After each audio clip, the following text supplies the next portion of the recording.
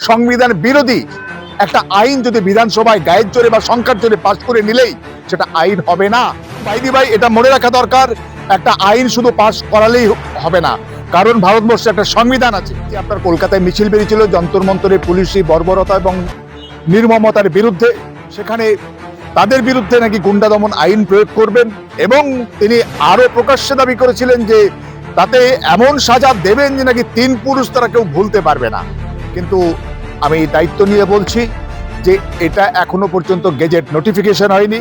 দেখুন, পশ্চিমবঙ্গ বিধানসভায় গত 29 জুন 2026 একটা বিল পাস হয়েছে এবং সেই বিল পাস হয়েছে, তাতে 176 জন পক্ষে ভোট দিয়েছে বিলের পক্ষে এবং 41 জন বিরুদ্ধে ভোট দিয়েছে এবং সেই জায়গায় দাঁড়িয়ে বিলটা পাস হয়েছে। পরবর্তীকালে জানা যাচ্ছে হয়তো 11ই জুলাই রাজ্যপাল তাতে সই দিয়েছেন, কিন্তু তারপরে বেশ কিছুদিন ধরে শোনা যাচ্ছে যে বিলটা নাকি আইনে পরিণত হয়েছে, অ্যাক্ট হয়ে গেছে এবং সমস্ত মেইনস্ট্রিম মিডিয়া থেকে আরম্ভ করে এমনকি গুগল, এআই সবাই বলছে এটা আইন হয়ে গেছে।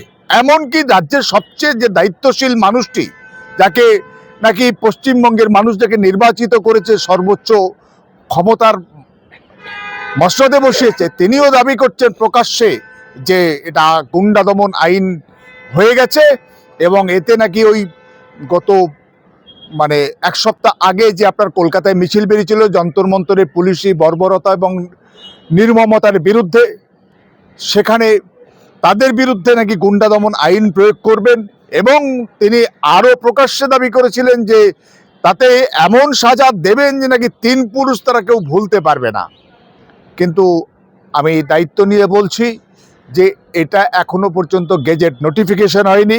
রাজ্যপাল বা রাষ্ট্রপতির সইয়ের পরে গেজেট নোটিফিকেশন বাধ্যতামূলক এবং সেই গেজেট নোটিফিকেশন এখনো পর্যন্ত গুগলও দিতে পারেনি, আপনার এআই দিতে পারেনি, কোনো মিডিয়া দিতে পারেনি, কোনো নেতা দিতে পারেনি যে কোথায় সেই গেজেট নোটিফিকেশন নাম্বার কত, মেমো নাম্বার কত বা তার পিডিএফটা কি আছে কই দেখান দেখি, কেউ দেখাতে পারেনি।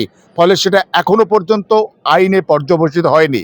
এবং ভাই এটা মনে রাখা দরকার, একটা আইন শুধু পাশ করালেই হবে না, কারণ ভারতবর্ষে একটা সংবিধান আছে এবং সংবিধানের যে মৌলিক অধিকার আর্টিকেল 14, আর্টিকেল 19, আর্টিকেল 21, আর্টিকেল 22 সেখানে বলা আছে যে মানুষের কি কি অধিকার।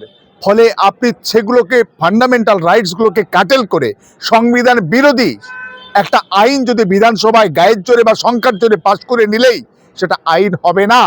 আদালতে একাধিক মামলা ইতিমধ্যে ফাইল হয়েছে এই মহামান্য কলকাতা হাইকোর্টে এবং সেখানে কলকাতা হাইকোর্ট থেকেই জানা যাচ্ছে যে আপনারা মামলাগুলো ফাইল করেছেন বটে যে তথাকথিত গুন্ডা দমন আইনের বিভিন্ন ধারা এবং উপধারার বিষয়ে, কিন্তু সেই আইনটা এখনো পর্যন্ত অ্যাক্ট অর্থাৎ চূড়ান্ত আইনে পরিণত হয়নি, কারণ সেটা এখনো গেজেট নোটিফিকেশন হয়নি। কলকাতা হাইকোর্ট বলে তার এখন শুনানির প্রয়োজন নেই।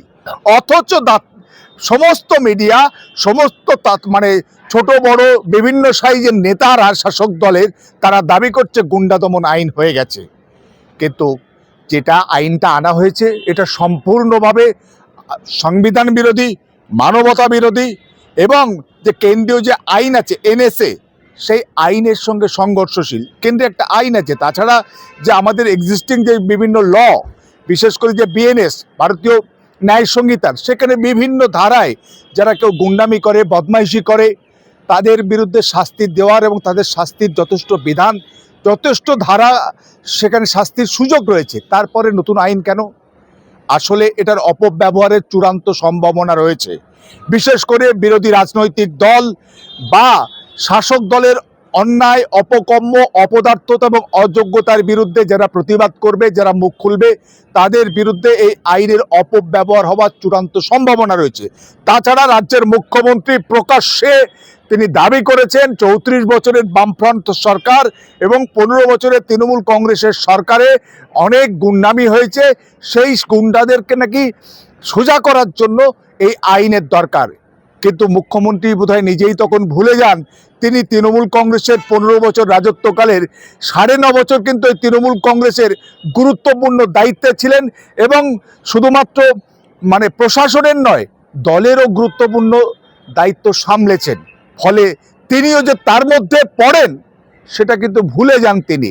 ঠিক একই সঙ্গে বাংলার মানুষ দেখতে পাচ্ছে যে এই বাংলায় এই মুহূর্তে দাঁড়িয়ে কে সবচেয়ে বেশি গুন্ডামিমূলক কথাবার্তা বলছে, যে তার বডি ল্যাঙ্গুয়েজ, তার থ্রোয়িং, তার অ্যাটিটিউড, হ্যাঁ, প্রত্যেকটা শব্দচয়ন, চশমার ওপর থেকে দেখা, এবং যে ভাষায়, যে ভঙ্গিতে, যে ভাবে হুমকি ধমকি প্রতি মুহূর্তে দিয়ে চলেছেন কোন মানুষটি, বাংলার মানুষ কিন্তু দেখছে।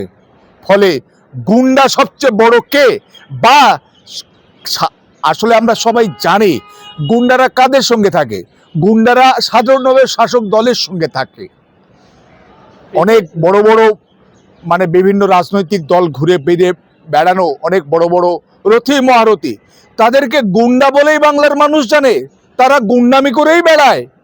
কিন্তু তারা এখন অনেকেই জার্সি বদলে এখন শাসক দলের এখন মন্ত্রী নেতা হয়ে গেছেন। ফলে গুন্ডা দমন আইন বিরোধীদেরকে শুধুমাত্র যে জব্দ করার জন্য, তাদের প্রতিবাদ, তাদের প্রতিরোধ, শাসকের অন্যায় অপকর্মর বিরুদ্ধে যারা মুখ খুলবে তাদের বিরুদ্ধে ব্যবহার করার জন্য এই আইন আনার প্রচেষ্টা হচ্ছে। কিন্তু এই আইন আশা করি মহামান্য সুপ্রিম হাইকোর্ট, কলকাতা হাইকোর্ট প্রয়োজনে মহামান্য সুপ্রিম কোর্টেও মামলা গড়াবে যদি এই আইন বাতিল না হয়।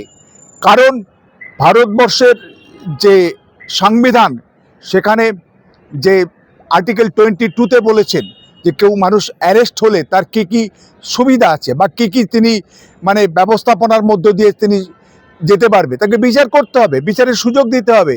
কিন্তু বিনা বিচারে 1 বছর আটক, এ তো কালা কানুন, এ তো মানবতা বিরোধী, এটা হতে পারে না।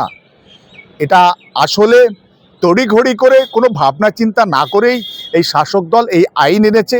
এর আগেও দেখলাম হঠাৎ করে সুরাবর্তী এভিনিউর নাম বদলে দিয়ে গোপাল পাঁঠা অর্থাৎ গোপাল মুখার্জির নামে করেছে।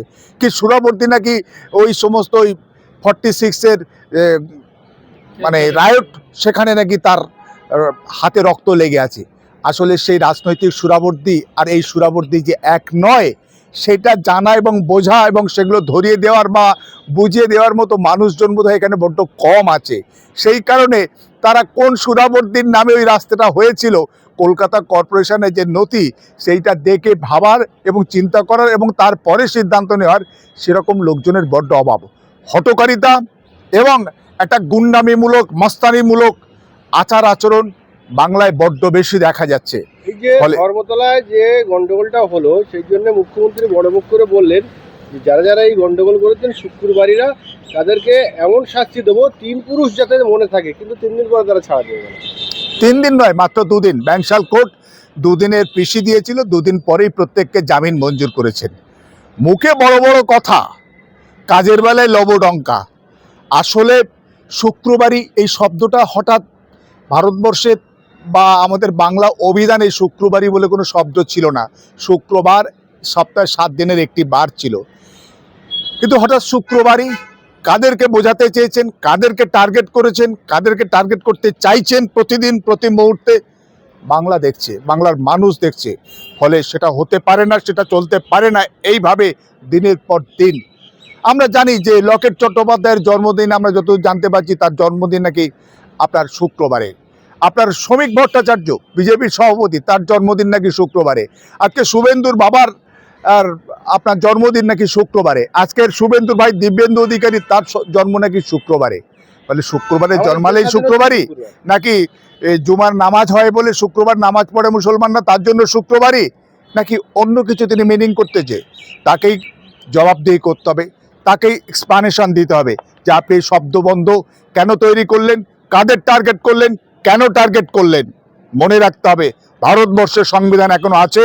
ভারতবর্ষের সংবিধান বলেছেন জাতি ধর্ম বর্ণ নির্বিশেষে কোনো রকম কোনো বৈষম্য করা যাবে না, বৈষম্যমূলক আচরণ করতে পারবে না।